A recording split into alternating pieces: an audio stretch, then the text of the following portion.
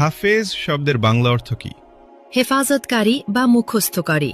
আলেম শব্দের বাংলা অর্থ কি? জ্ঞানী বা বিদ্বান। মাওলানা শব্দের বাংলা অর্থ কি? ধর্মীয় নেতা বা অভিভাবক। মুফতি শব্দের বাংলা অর্থ কি? ধর্মীয় আইন বিশেষজ্ঞ। শয়তান সবচেয়ে বেশি কাকে ভয় পেতেন? হযরত উমর রাদিয়াল্লাহু। হাদিসে কাকে সর্বশ্রেষ্ঠ মানুষ বলা হয়েছে? যে কোরআন শেখে ও অন্যকে শেখায়। সালাতের পর কি পড়লে গুনাহ মাফ হয়? আস্তাগফিরুল্লাহ। হযরত মুহাম্মদ সাল্লাল্লাহু আলাইহি ওয়াসাল্লামের সাথে সর্বপ্রথম কোন প্রাণী কথা বলেছিল?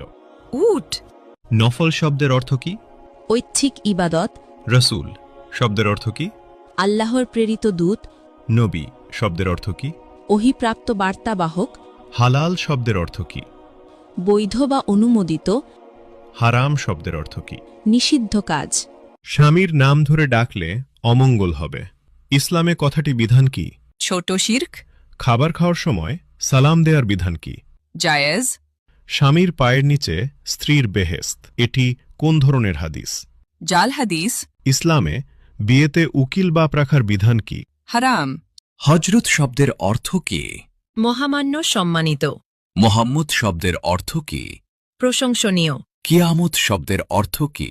মহাবিচারের দিন। জন্ম শব্দের অর্থ কি? আগমন। মৃত্যু শব্দের অর্থ কি? সমাধি। জিন কিসের তৈরি? ধোয়াবিহীন আগুন। মানুষ কিসের তৈরি? মাটির। ফেরেশতাগণ কিসের তৈরি? নূর। পশু পাখি কিসের তৈরি? পানি ও মাটি। শয়তান কিসের তৈরি? ধোয়াবিহীন আগুন। মিকাইলের দায়িত্ব কি? রিজিক ও বৃষ্টি। ইসরাফিলের দায়িত্ব কি? সিঙ্গায় ফুক দেবেন। জিব্রাইলের কাজ কি? ওহী পৌঁছানো। আজরাইলের দায়িত্ব কি? মৃত্যু দেওয়া। কিয়ামতের দিন সিঙ্গায় কয়বার ফুঁক দেওয়া হবে? 2 বার। হজরত সুলাইমান আলাইহিসসালামের কতজন সন্তান ছিল? 1 জন।